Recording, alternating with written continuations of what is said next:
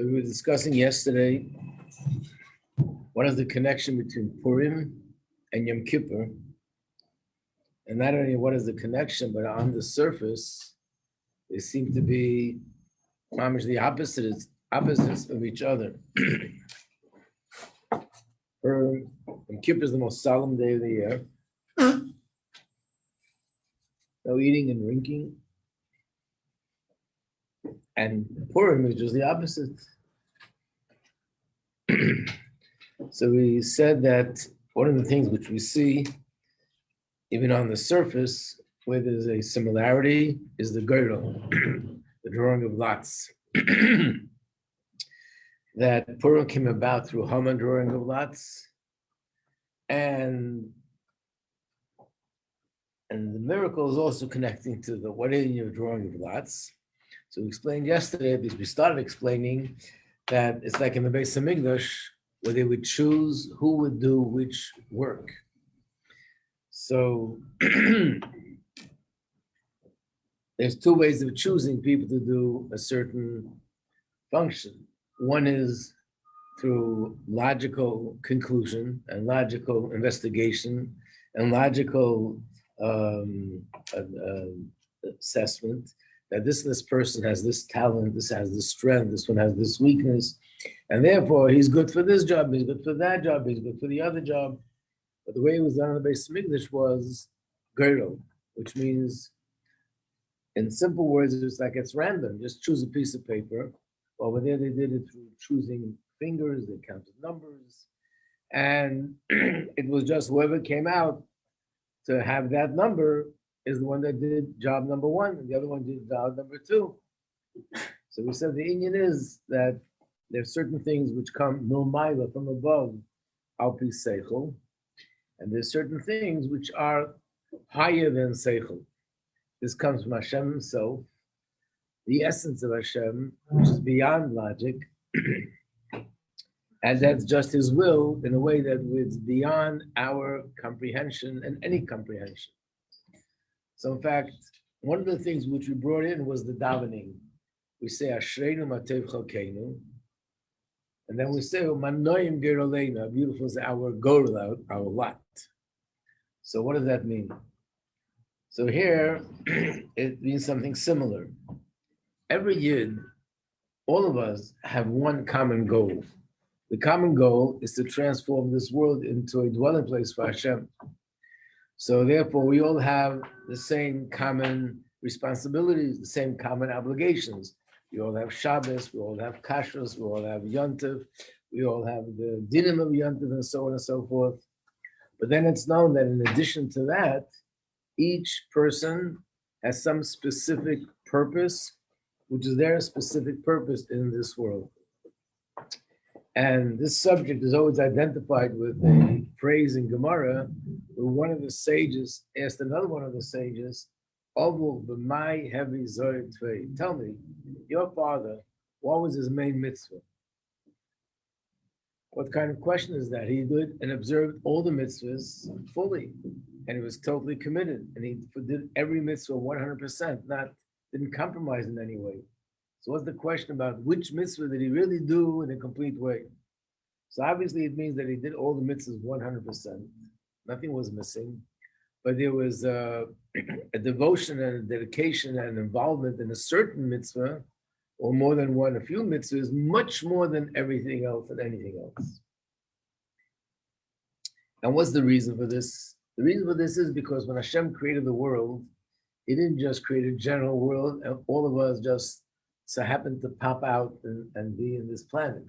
Every single person that's here was designed by Hashem that we should be here in this world. And he designed that we should be here in this time of history and born to these set of parents and born in this country and born in this day of the year and this month. And all that is with Hashem's intention. And the reason is because we all have a different shlichus, we all have a different purpose. So even though we'll say there are 18 million Jews today, they all have one common purpose of Torah mitzvahs, but there are 18 million specific shlichus, and each person has to carry out their shlichus in their specific area. So The reason for this could be two things. Number one, a lot of the neshamas, most neshamas that are here have been here before. And the first time around, there are certain things which remain incomplete. And even after the neshama goes up to Shemayim and goes through whatever processes it goes through, there's certain things that remain incomplete. And the only way the neshama can complete it is by coming down again, and sometimes a third time or a fourth time, and finally completing whatever needs to be completed. So therefore, the neshama is coming down to do everything, but there's something specific, which is the main reason why the neshama came down. Rabbi? Yeah. I have kind of a random question. If our neshamas have come down multiple times, when Mashiach comes, will we still have our neshama in our body, or could our neshama be in the body of its previous life? Like a bunch of different guys in the same neshama will all be friends. We will have our neshama in our body, and actually, today I'm actually planning to teach that in the other class, level 1, a Mashiach class. But the answer to your question briefly is that the reason why you're asking the question is so when Mashiach comes, there'll only be one body. Which neshama will be there from this generation, 100 years ago, 500 years ago, or 1,000 years ago? So the answer is a neshama is something spiritual, and therefore it works differently. Which means when we say the neshama comes down again, it doesn't necessarily mean the neshama in its entirety comes down again, but it means a certain aspect and a part of the neshama comes down and is invested in a new body. But the original neshama, which is connected to the original body, still maintains its original identity. To use the analogy of a candle, because neshamas are compared to candles and flames. So if you have a candle and you light another candle, so now you have two flames, two separate candles, and the second candle comes from the first, but they both exist at the same time. In fact, you can even light a third candle and a fourth, because when you take fire and you light a new fire, the original fire doesn't become less. It is still what it is. So basically, when we say a neshama comes down again, the original neshama and its original identity, which is connected to its original body, that remains. But there's a part of it, like a flame, a new neshama, but that new neshama has all the characteristics and all the faculties and everything the neshama needs to have, and it goes into a new body. So Mashiach comes, both neshamas and both bodies will come back. Thank you. Welcome.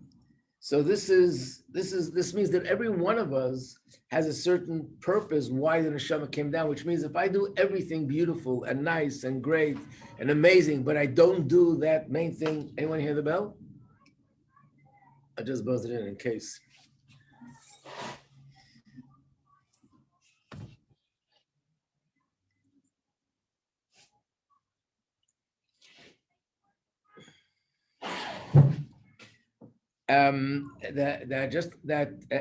If I don't do that main thing, in a certain sense, I haven't fulfilled the main purpose why my neshama came here. That's the famous story of the Baal Shem Tov. I'll be brief because there's a few more things I want to cover.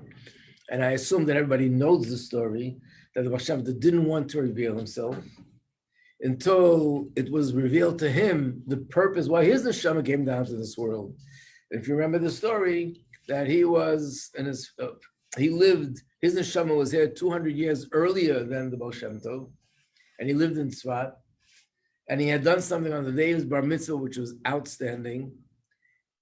And one night, Eliyahu Navi appeared in his house, and he told him that he was sent from Shemayim to teach him, to tell him a secret which everybody in the world has a desire to know this secret, but because he did this extraordinary thing on his bar mitzvah, he had merited that Eliyahu Navi should come to him and tell him this secret. What's the secret? When Mashiach is coming. So Eliyahu Navi said, I'll do it, but I want to know first, what did you do on your bar mitzvah that you deserve this? Even I don't know what you did. So he answered, whatever I did for Hashem alone, and I don't want to share this with other people. And he said, if you don't do that, if you don't tell me what you did, I won't tell you the secret. So his answer was, no, that's what it'll be. And that's what happened. He didn't tell the Eliyahu Navi his secret, and the Eliyahu Navi didn't tell him his secret, and he left.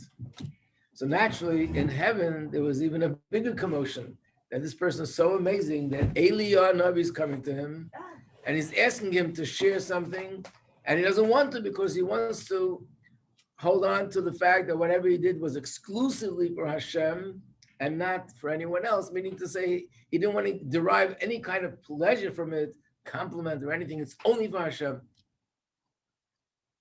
So then they said, in that merit, we're sending Eliyahu Navi back to him. He's going to teach him Torah. Until then, he was a simple Jew, and he became a very big tzaddik, and he became a hidden tzaddik, and so on. After his life ended, they said to him that really his neshama should go into an extremely high place in Gan Eden. But the one thing that was lacking in his lifetime was that no one benefited from his knowledge of Torah. So he's going to have to come down a second time. And this time, he will share his knowledge of Torah with other people. So the Vashanta was told, that's you. And if you don't share your knowledge of Torah with other people and you want to stay hidden, then you have no more purpose to be in this world. It's going to have to end. In other words, that was the main reason why the neshama came down. So sometimes that main reason has to do with something which we did before, but there's something even deeper than that. Every neshama has a different purpose, just like in the body. The eyes have their purpose, and the ears have their purpose, and the arms have their purpose. The heart, every organ in the body has a different function. So too, every neshama has a different function. So therefore, we are created and we come into this world specifically to fulfill our purpose. And here's where the drawing of lots comes into the picture. Like, a person understands that there are different purposes. Some people are meant to serve Hashem in wealth, and some people are meant to serve Hashem in poverty. That's why Hashem created some people that have a lot of money, and they're supposed to fulfill this mission of serving Hashem with wealth. And there are other people that are supposed to fulfill the other purpose, serving Hashem, when they're in a condition which is unfortunately poverty. But then the person comes along and says, Hashem, I understand you need both, but why me? Let me do the other avodah. I want to be the one that does the rich. I want to do the one that I want to be have an avodah that I'll be a head of a yeshiva. I want to have an avodah. I want to be a rav in a shul. I want to be a different kind of avodah. Why did you give me this avodah? So the answer is, this is something which is impossible for us to understand. The fact that Hashem has different functions and different missions and different things to be done, that we understand. The world needs everything. The world needs Torah scholars. The world needs simple Jews. The world needs doctors. The world needs lawyers. The world needs people that are able to fix shoes, and the world needs businessmen, and the world needs every kind of person that we have. Otherwise, the world would be lacking. But why do I have this shlichus and you have a different shlichus? Why was I born in this time of history and they were born in a different time of history? Why was I chosen to be born to this set of parents and this one to those set of parents in this country and that country? All that is coming from a place as if Hashem drew lots and he chose you to do this job, which basically means that it's above seichel, above logic. Yeah. It's above logic. So therefore, we say the same thing over here, that when Hashem performed the miracle of Purim, it was called Purim, not just because Haman drew lots. It's as if Hashem drew lots, that the place from which we were able to draw this salvation of Purim came from a place which is above and beyond and transcends all the levels of logic in the spiritual realm. Any questions? You get the idea? Yes, no, maybe? Yes. Okay, I'm assuming the answer is yes. Okay.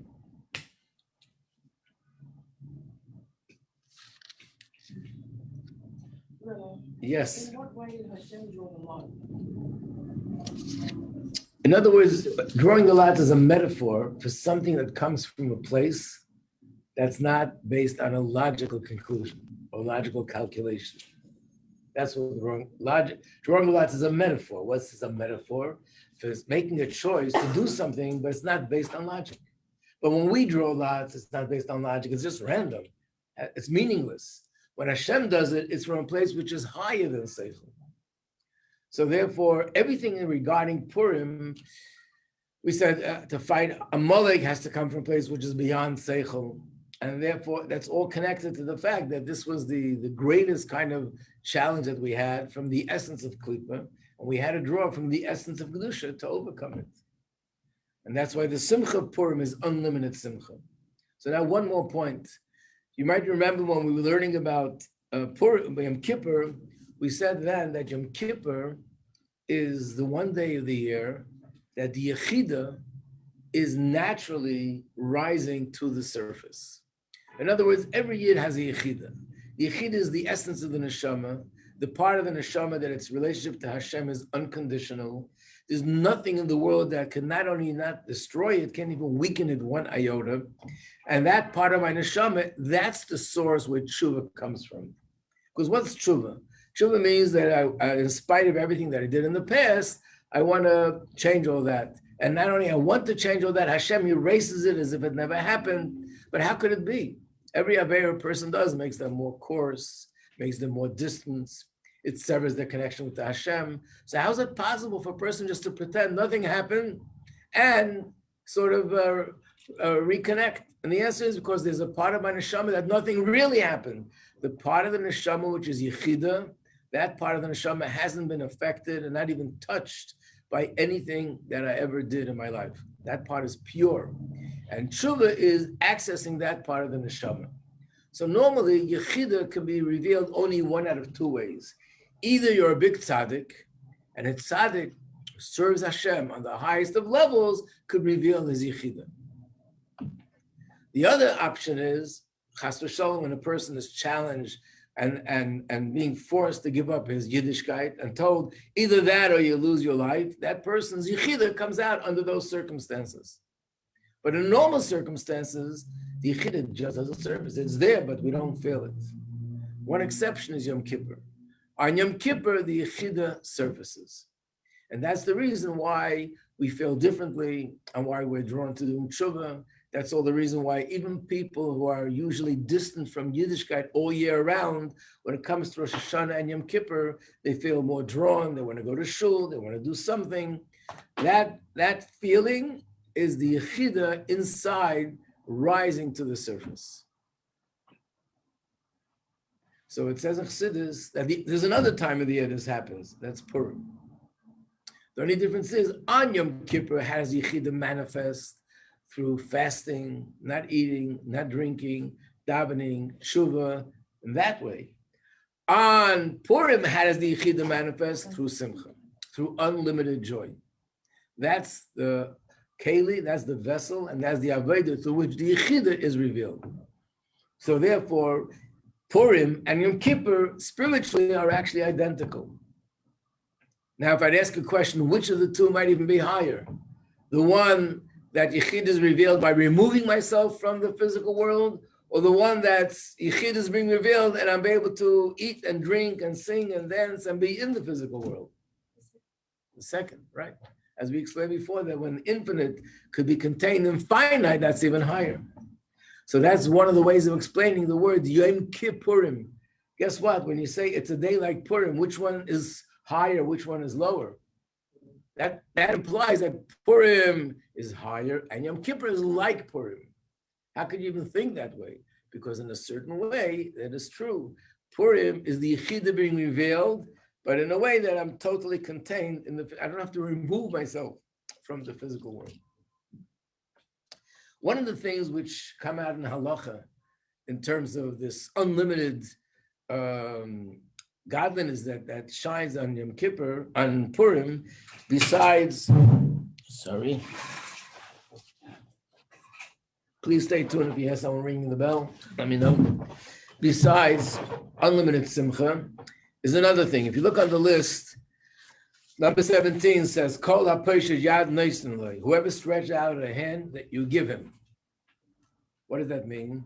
That Purim, there's no limitations in tzedakah. Right, whoever stretches out a hand, you give.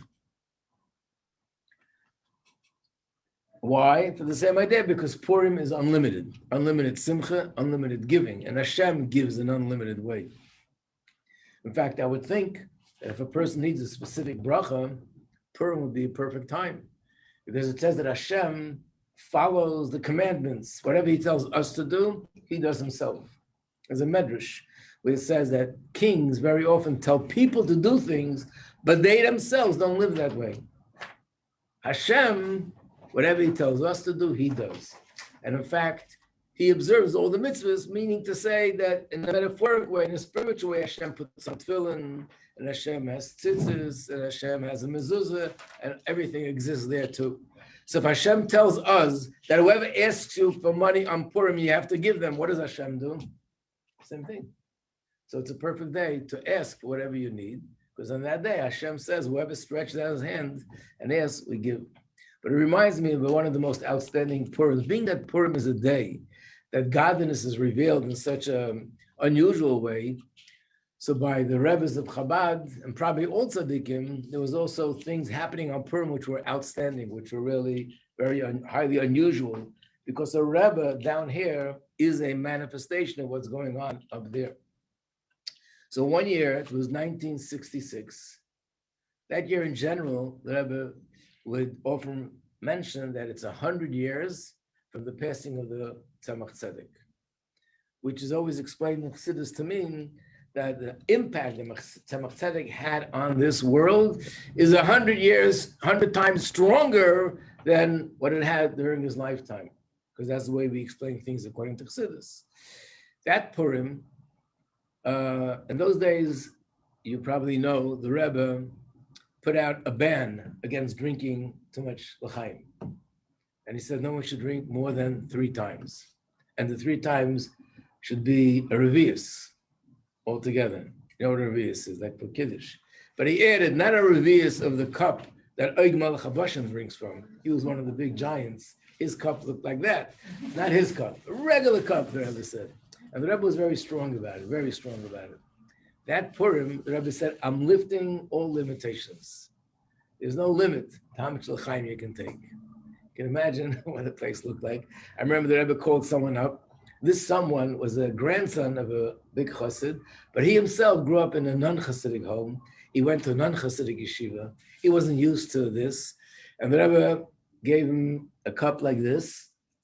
This is water. Don't get scared.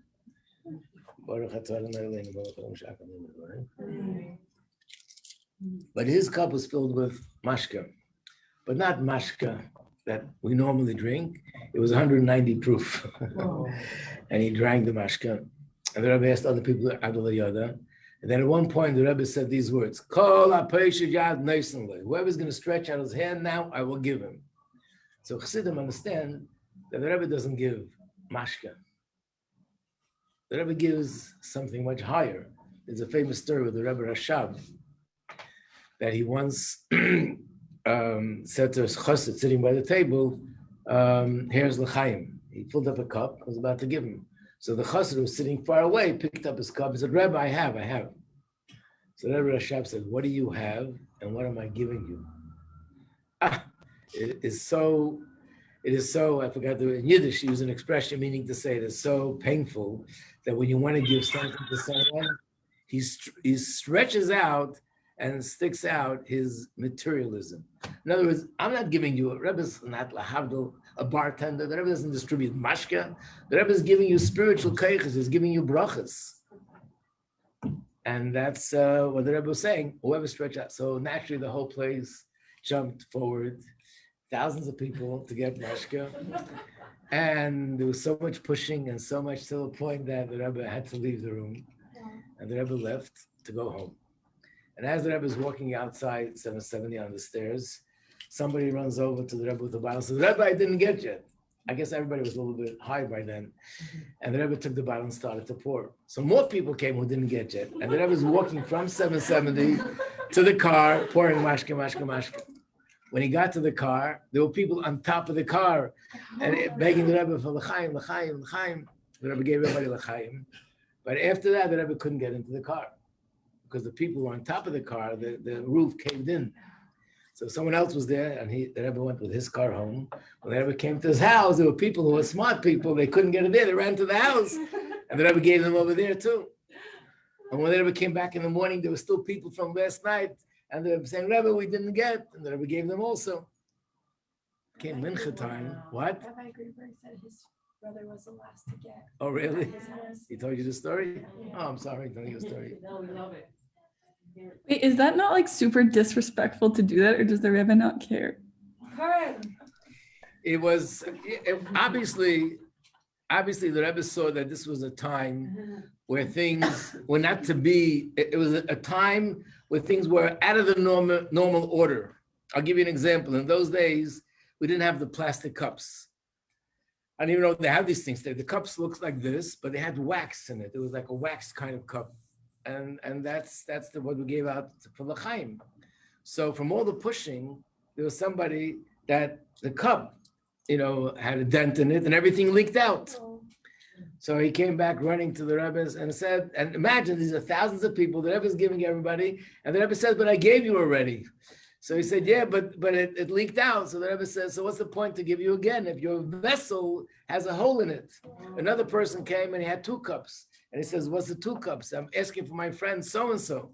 So the Rebbe said, if he can't come himself, then he won't get. In other words, it was a time that up there, things were out of the ordinary order. And down here, things were not in the normal Seder. Most of the time, you need Seder. Then there are times where things have to go out of the Seder.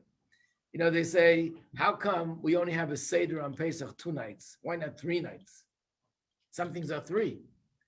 So the answer is, because when you do something 3 times, it becomes permanent. We don't want to make permanency in Seder, because sometimes they've got to be out of the box, out of the Seder.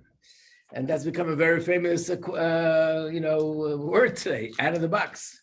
I remember the Rebbe once said, but you also can't make permanency out of the box either. It has to be a Seder. And sometimes there's a need to do things in above Seder. So that was a very unusual time. And I remember after Mincha, things had calmed down, and someone walked over to the Rebbe after Mincha and said, he had a bottle, and he said, I didn't get. The Rebbe said, well, now it's after Purim. You can pour yourself l'chaim if you want. And that was it. That's when it ended.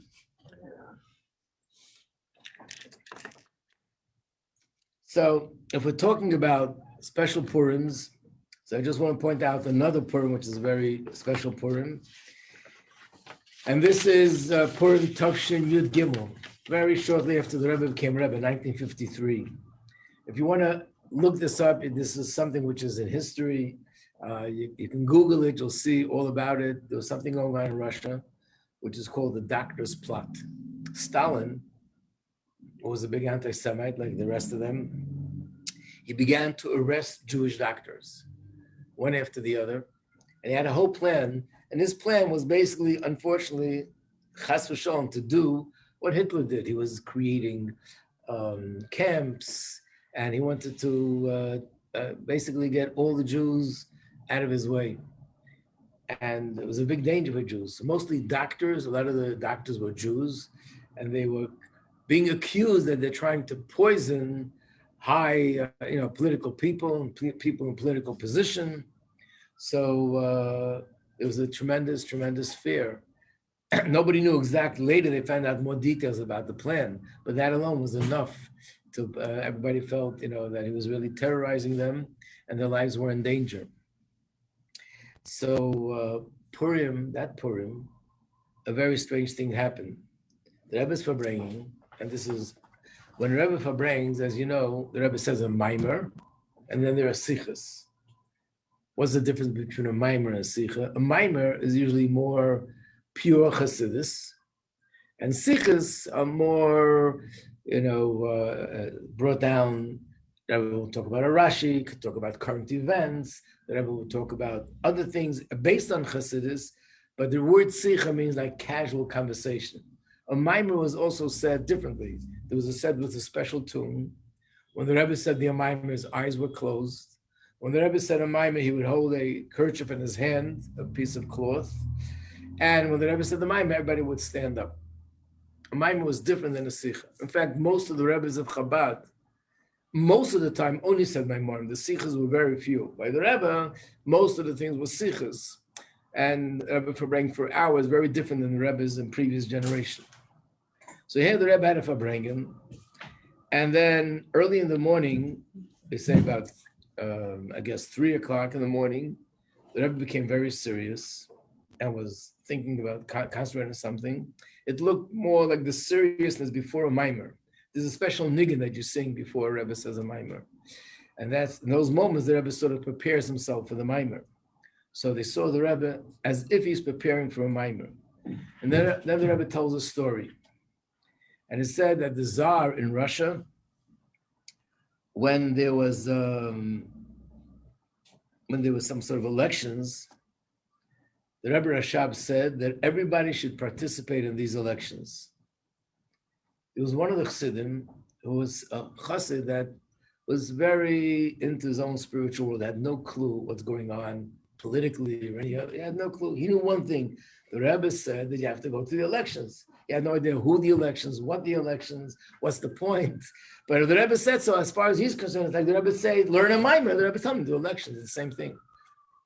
Like the Alter Rebbe says, Hashem would tell us to chop wood, we would chop wood the same way we put on film because Hashem said so. So this Chassid prepared himself like anything else. He went to the mikveh before, and then he put on his gartel, like he's going to go daven or something, and he went to the place where there was elections. He didn't know what to do. So there was another chassid there, showed him what you're supposed to do. After they did the elections, everyone was supposed to scream 3 times, hurrah, which is like hooray in Russia, whoever they were cheering for. So the chassid also screamed hurrah, but he was saying hurrah and thinking of the Hebrew meaning.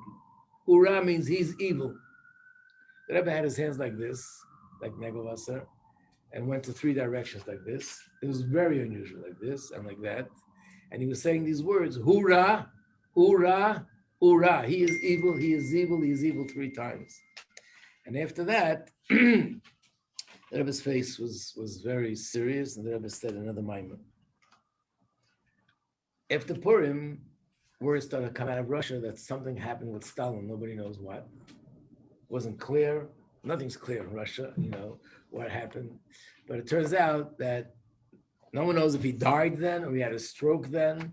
But the time in Russia when it happened was the same time that the Rebbe was doing this by Fabrengen.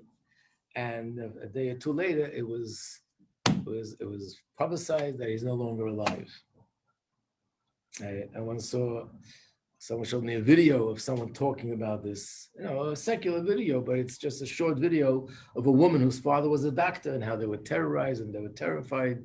And then she says that the funny thing was that there was no doctors to take care of him because he arrested all the doctors.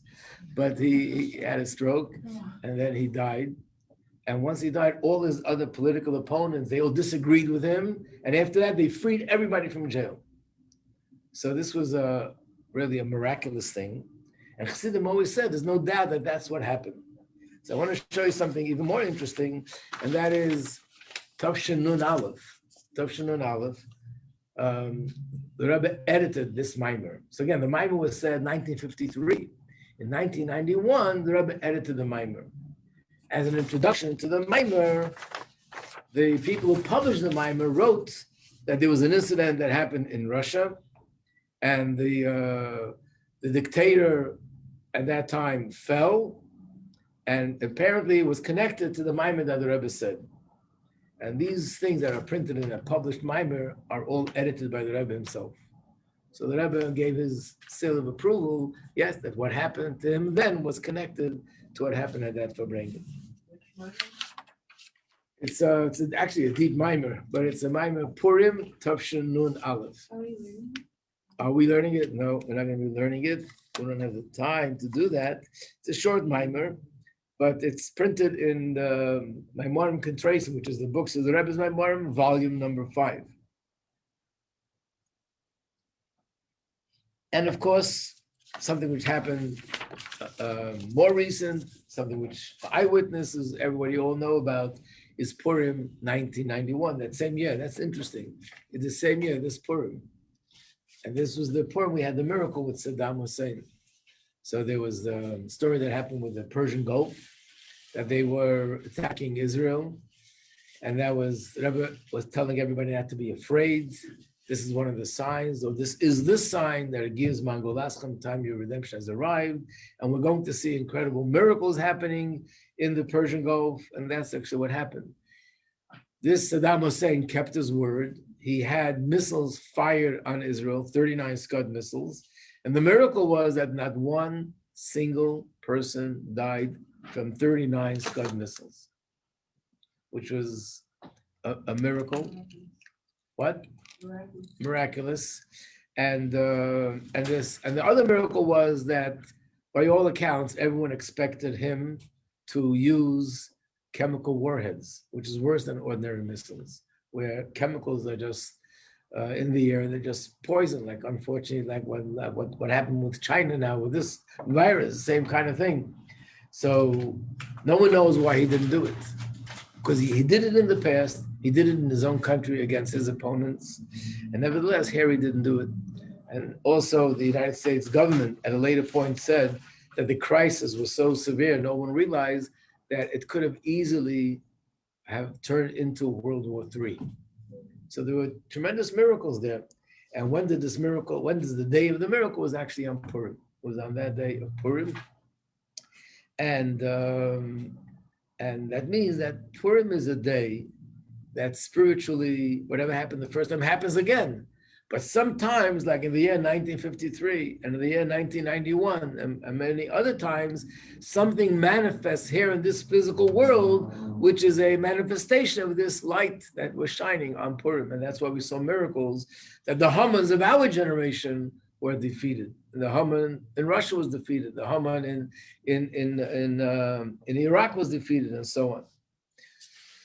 So therefore, we look forward to the Yom Tov of Purim now.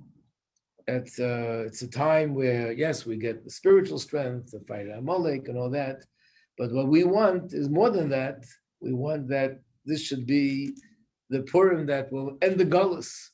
And just like then, when Purim happened, after the miracle of Purim, 2 or 3 years later, they were already building the second Beis Hamikdash, and that was the time when the exile was over. That was the end of the 70 years.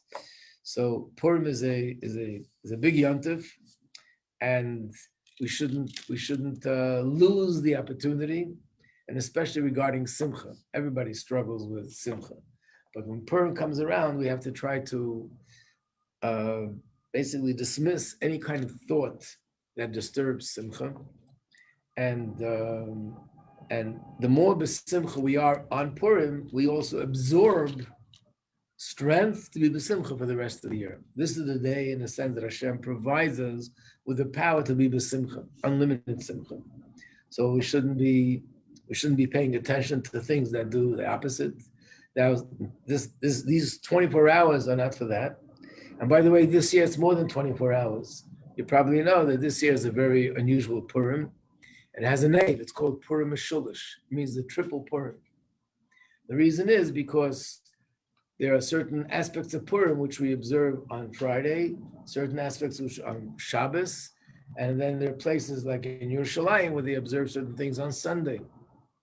And in fact, the Rebbe, one year when this happened, the Rebbe said, being that in Yerushalayim, that's the day they give Shalach Manas, we too, in addition to giving Shalach Manas on Purim itself, to try to do things that are related to Simcha on Sunday.